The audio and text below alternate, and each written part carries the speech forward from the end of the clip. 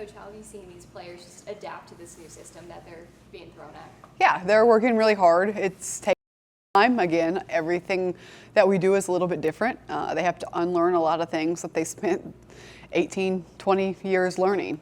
So it's taken some time. They're going at it hard. We're still trying to fix a lot of things, watching film, coaching in practice. But I mean, they see it, they see the vision, they want to do it, so they're getting better every day. Is there anyone who stood out at the point guard position just in terms of someone who's gotten a handle of, what you want and being able to run it on the floor? Yeah, I think our leaders right now are Samara Spencer and Talasia Cooper. They're doing a really good job of pushing the ball the pace that we want to. And our point guard spot is a very, very hard spot to play for me, but it's probably our most important spot because it sets the pace. How different are the practices now compared to when you first started kind of getting them implemented into the system? We didn't really give them a lot of time to ease into it. We kind of just dropped them into a boiling pot, if you will. And so we're going longer now because we're in longer hours. We have more stuff in, but for the most part, they've been going hard since they got here. Joel mentioned that you guys have like this whiteboard you use to help keep everyone accountable. Yeah, they love it. Yeah, so how are they responding to that? Oh, they hate it. So we do a whiteboard and we'll have different things that we hold them accountable for every day, and we'll give them a mark. And so we just publicly put it up there and, hey, this is what needs to be fixed. And sometimes we'll have a consequence. Sometimes we'll just use it as a teaching point. But just making sure that they're self-aware, because sometimes as a player you make the same mistake 4 or 5 times and you don't really realize it over a 2-hour practice. But when you have to see it and you compare it to everyone else, then you do kind of realize it's something that needs to be fixed. And so it's not a player favorite. No, but how does it translate itself onto the court to kind of minimize those repeated mistakes? Yeah, we're trying to get ahead of it. We're trying to get ahead of mistakes now, things that just are reoccurring in practice, little things like not boxing out or turning the ball over or not having the right person call back that are going to translate to points in a game. We're trying to get ahead of it in practice so that we don't do that once games start. Is that something you've done at previous stops, or is that new? We've always done it, and they've always hated it, and so we'll get creative with it sometimes. If you complain about the whiteboard, we'll give you a tally. We just make it our own. Who are some of the players that have stepped up to kind of be self-accountable with that whiteboard, maybe some leaders you've seen?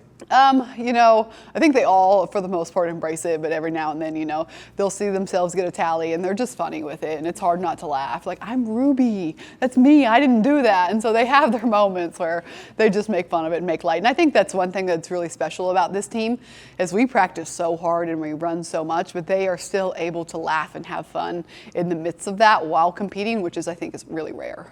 You mentioned Talasia Cooper already. Just what have you seen from her over the summer and the fall, and just what kind of role and impact can you envision her having on this team? Yeah, she's a heck of a player. She's only continuing to get better and better. I think the last 2 weeks have by far been her best 2 weeks, where she's playing at a different gear. She's more aggressive. She's getting to her spots when she wants to. And so I'm hoping things are starting to click for her, and she really just continues to get better and better.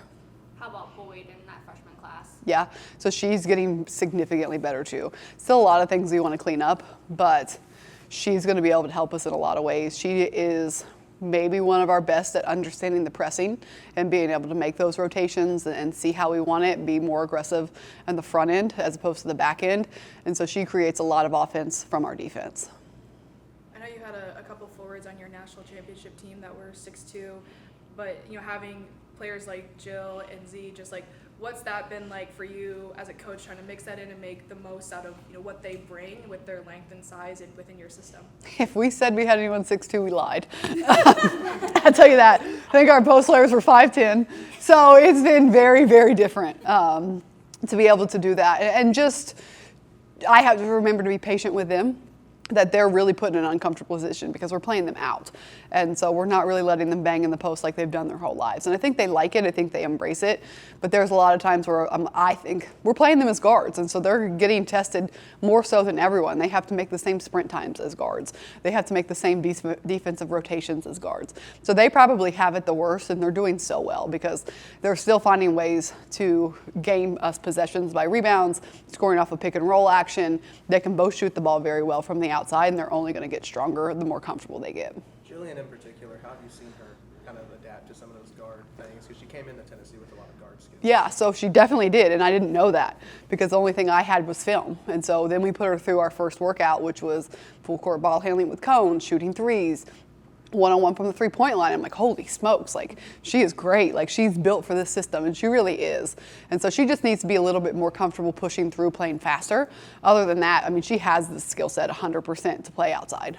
You You said before that you really won the lottery with this group. Can you just elaborate on how, you plan to see them develop throughout the season? Yeah, I think that they have a very high ceiling. I don't think we're anywhere close to it right now, which is good, as you don't really want to be. So they, again, like I said earlier, they compete, they play hard, they're fun to be around. I enjoy walking into practice and being around them, which is not something that every coach gets to do. And again, like our practices aren't just an hour and a half of let's just walk through stuff. We are going at it. We are on them. We are tallying their mistakes. We are running them for their mistakes. We are on them at all times. And so they're just embracing it really, really well. And hopefully we can just keep that up when games get here. What do you like about the balance you have on the wing? You have, some really talented three-point shooters, but you also have some guards who can really get downhill from that position. Just have they given you the balance that you're looking for out there on the wing? Yeah, we're getting better. I think for a long time we were struggling hitting shots at speed. We're getting to the point where Tess and Jewel and Ace, they're knocking down shots quickly. And so that's good. And so it opens up driving lanes for our drivers. And our drivers are doing a really good job of creating those shots for those players. And then we have a nice mix of like Samara and Ruby and Talasia that can do both. And so I do like the balance on that end, which is so important to what we do. Have you been able to get to Neyland yet to see a football game? We have been on the road recruiting heavily. So we will have two big, really, really big visits coming up for the next two. And we have a lot of great players in, so I'm really looking forward to it. What's it look like on the defensive end? I'm sure you've had players have players on this roster that maybe aren't as comfortable in a press, and none of them have played in a press like yours at that pace. Just how do you, on an individual level, kind of try to bring players along on the defense? Yeah, so I mean, we're watching film. I'll watch film with players before practice every day. We'll watch it as a group, so we'll really teach it individually and as a whole. And then we'll have days in practice. I don't really like these days in practice. I like to let players play through things, but where we stop it every single time you're wrong. Stop, go again, stop, go again. So they're at the point now where they know what they're doing wrong. They just have to fix it in real time. I've been kind of dying to ask you. Sorry, I don't. If anyone else, do you know Joe Mazula?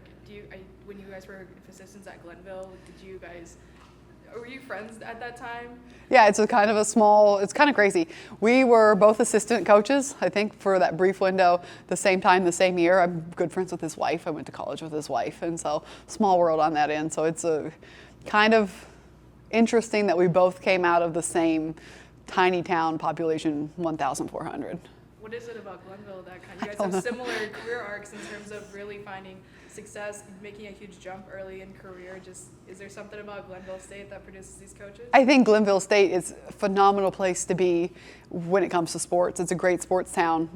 You can fall in love with sports there. You have a great fan base, great facilities. And so I think a lot of people will be young, and we both were young when we first started. I think it was probably both our first coaching jobs. And you can get burnt out and you can go to the wrong place and realize this is not what you want. Well, Glenville is a place where you go and you fall in love with the sport, and you can see just such a bright future for yourself because people really treat you, kind of like here, where people really treat you like, oh, you're a big deal because you're part of a sports program. Justin got hired by the men's side of things. What are his early impressions of Rick Barnes? He loves Rick Barnes. And he'll just come home and he'll just be so amazed at the type of coach that Rick is, about how he is always on them, the standard that he holds them to, and just the way he coaches. And it's been really, really helpful for me, honestly, to come back and hear what's going on that side of the gym. Taking any pointers and bringing it over to the Lady Vols then? Yeah, there are some times where I'm like, okay, well then I don't feel so bad for, keeping tallies on a whiteboard. Like other people are holding a standard as well. And from everything I have heard about Coach Barnes, his standard is elite and he'll never waver from that. I'm a little bit different on that end where I will let them play through mistakes. But it just really confirms that, all right, like he's a Hall of Fame coach. He made it to the Elite Eight. He's right next door. Like we're all right. Has he given you a specific piece of advice since you've been here that's maybe stuck with you with your own team? Not that pops to my mind, no. All right, thank you, Coach. Thank you, guys.